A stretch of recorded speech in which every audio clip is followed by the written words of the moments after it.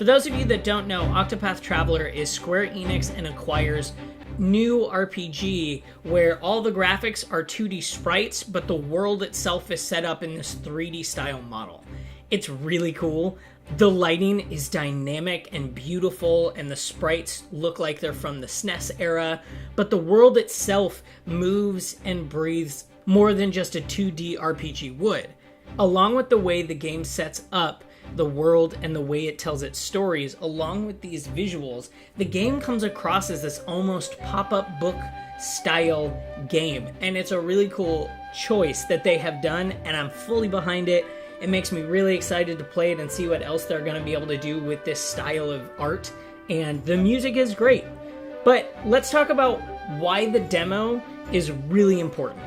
It's no secret that demos for games have mostly gone out the window as of recent times. Studios have started to favor open betas or closed betas to get people to talk about their game, test their game, and that's kind of what the point of a beta is mostly the test, but a lot of companies realized they could knock out two birds with one stone.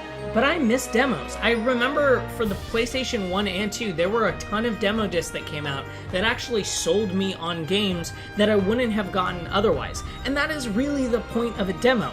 It's to get your game out to as many people as possible who may or may not be considering buying it, and basically convincing them that your game is worth their purchase. And for Octopath Traveler, this is one of the best demos I've played in a long time.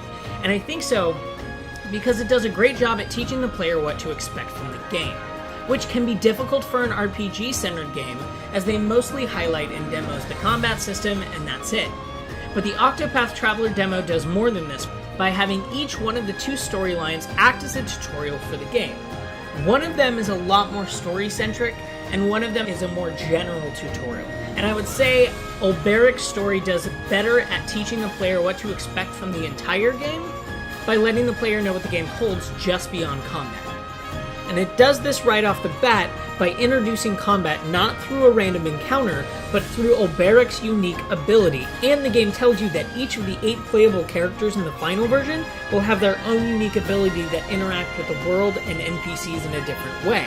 It then follows throughout the demo by placing items in specific locations that teach the player little lessons about how the game is going to be giving them upgrades and special items and hidden items. And then finally, once the player thinks they're done with the demo, it turns out they're not, and they have this whole new aspect of side quests that, once all of this is pieced together, will give the player a good idea of what the final product entails. So the first thing you're introduced to in this game as Olberic is his challenge ability. He can challenge NPCs to a duel where you can fight somebody, and afterward you will either win or lose. And if you win, you get some items, maybe you at least get experience and money, and if you lose, you don't get anything. I'm not sure if you lose money when you lose. I couldn't really tell. Now the battle system is awesome, and I love their break feature. The break feature, when you attack an enemy with a certain weapon or attack that they are weak to, their shield will go down by 1, and each hit will break that down by 1. Once their shield hits 0, they're on a break or broken state, and they cannot attack until the next turn. So you have a full turn to attack this person. In one-on-one battles, it's really great for stalling out a match that you might not be fully equipped for. It's also great for multiple enemies. You can put someone on a break while you focus your whole party on another one. Another aspect of the combat system is the boost points. At the start of every turn, all playable characters get 1 boost point, up to a maximum of 5. You can expend up to 3 boost points of your choice. You can do 1, 2, or 3, and it will enhance an ability, an attack for that character. And this isn't just limited to physical attacks or like abilities that attack all enemies. This can also be used to boost abilities that enhance a player's stats, and those will go up to 3 levels. With careful planning, the player can boost their stats, break the enemy's shield, and then deal massive damage hits far beyond what they would normally be able to do. And it's just really fun. It's really fun to have a game where you can really plan out how you want the battle to go based on these kind of loose ideas. And there are some great combos, there are some bad combos. Sometimes you set up something and then you've made a mistake, and so then you find yourself on the wrong side of a battle. It's a lot of fun. Another thing about this challenge ability is that when you defeat an NPC in a challenge, they lie on the ground in a stunned state. Once here, you can not challenge them again, but in certain cases this can open up a new area for the player to explore. After the player goes through the tutorial battles, the player can choose to challenge almost anyone in the village, and the village elder is close enough, and once you defeat him, they'll be able to access his home as he will be laying to the side of the door. Inside, there's an item. This teaches the player that not only is the challenge ability a great way for gaining XP, trying out new abilities without worrying about a game over, and sometimes getting items that are locked behind areas blocked by NPCs if they win. So, you fought the 2 tutorial fights, maybe tried to fight the village elder and a few other townsfolk. Then you come over to this guy who turns out to be the captain of the town guard. And unlike everyone else who has either had 1 or 2 stars for their strength, he has 4. So you might think, alright, this NPC is tougher than the other ones, but they were all pretty easy, so maybe this will be like a normal level difficulty fight, so you challenge him. Turns out, at the beginning of the game, this guy is practically impossible to beat. This is for a few reasons. 1, new players most likely won't have a full handle on the battle mechanics and system to optimize the fight the right way. Even with the other battles you fought up to this point, this is entirely different. This NPC has 6 hits before he is subject to a break, and where the other NPCs have had 2 at most, so you can't keep him locked in the break state for most of the fight like the other ones. In addition, his main attack deals a fair chunk of your HP, and his special attack takes about a third of it in one go. Add in that he's able to dodge your attacks regularly, and this fight is an uphill climb. Even with the starting healing items the game gives you, it's difficult to stay alive. The greater majority of players will not be able to win this fight right away. Which is good. It teaches the player that there are some fights that they just can't win with brute strength, or they won't be able to keep their enemy from attacking by putting them into the break state every other turn. It's a great teaching tool, and it foreshadows to the player that there will be enemies that have beyond 1 to 2 shields, which they will need to find a solution for before the end of the demo if they want to defeat the demo's boss.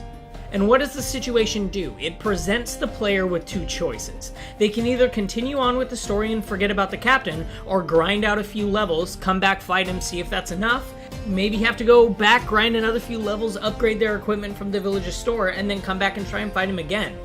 If the player does come back and manages to beat him, they will recognize that similarly to the village elder, the captain is no longer blocking the entrance to the house that's directly behind.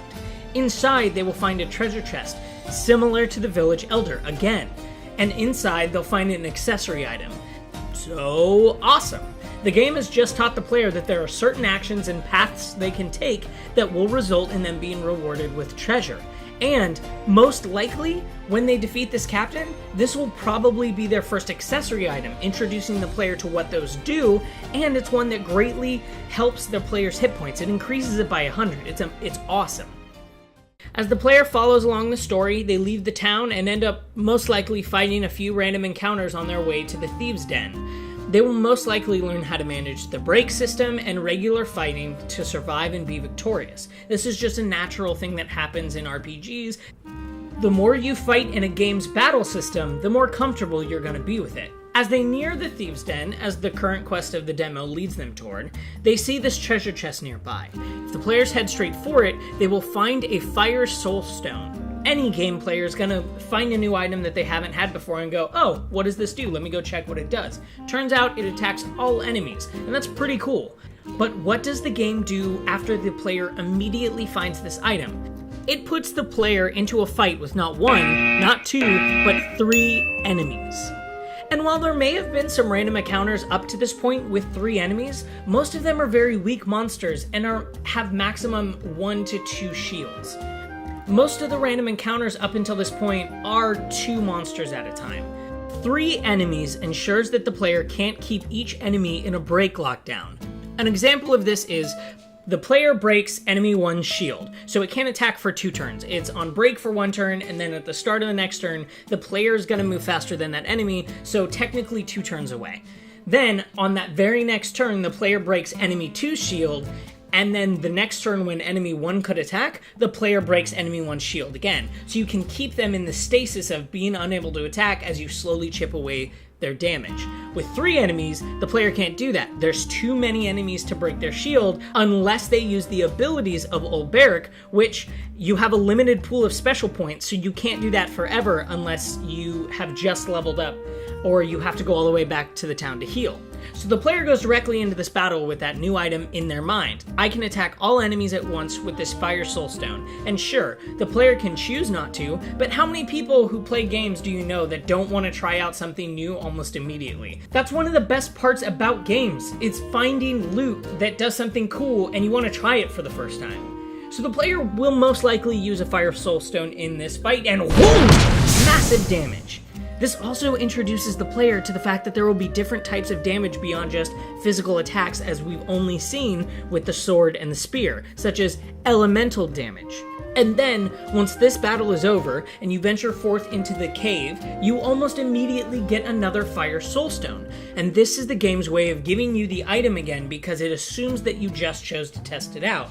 Now you know what it does, and you can wait until you as a player may need it again for another fight with more than 2 enemies. And spoiler alert, it's just up ahead. And the player can kind of get a sense of feeling of this because you're going into the Thieves' Den. The Thieves have talked about the boss before, so there must be a boss fight coming up soon. So, you've completed your quest, you've saved Philip, brought him back to the city, and the bandits are no longer a problem. The game sets up that Olberic, it's finally time for him to leave, and he sets off on his journey, and then the screen pops up saying, "Thank you for playing." And you would think, oh, that's it. And you get credits, you get some, oh, hey, try out the other demo. And then the game's like, no, just kidding, you still have a lot to do. Go enjoy this character that you've leveled up, go have some more fun. And the first thing that I think is important is that the town has changed. There's a couple more NPCs, they're in different spots, so obviously a veteran player would think, oh, let me go talk to these NPCs because they probably have something different to say. A curious new player probably will go venture towards the newer NPC, and the first time you talk to her, she sets you on a quest about finding a mystical tablet or an ancient rune somewhere in the world, so you obviously can find that if they left it in the demo. So awesome, the game just told the player that there will be side quests as well, something that wasn't seen up until this point. In addition, there's a couple more side quests strewn around the town, and one of them is not necessarily super long, but it has a really nice, heartfelt story to it, and it only takes place over a couple scenes, but it kind of proves that the game is going to have this world where the NPCs really feel like they are living outside of the player's story. The player may interact with them and help them on their own personal journeys, but it's really nice to see the towns change based on your decisions. And including this in the demo would lead a player to believe that there are probably longer side quests that have even greater payoffs emotionally and even rewardingly, because you still get a ton of items when you finish one of these quests. All in all, this game looks like it's going to be really fun. The demo did a great job of conveying what to expect from the actual game, as well as getting me excited to play the 6 other heroes and see what their unique abilities are. This is definitely going to be a day one buy for me, and I'm really excited because it's been a long time since an RPG has made me really, really excited and felt a need to play it. As I get older and get more responsibilities and start working more, it's hard for me to rationalize playing an RPG and sinking that much time into a game when I could be playing other games that don't require as much playtime in one session to retain the story and the what's actually going on and the skills needed. An RPG always takes longer because you got these acts and these chapters that you're playing out, and you don't want to end in the middle of a chapter and then come back a week later or 2 weeks later and be totally confused as to what you were doing if you play other games as well. So I'm very excited for this, and I hope everybody else is. If you have a Switch, I highly recommend going and playing it right now. The demo is awesome. But I think that's everything for me about this. It's just really fun. So as always, have a great day, and we'll see you next time.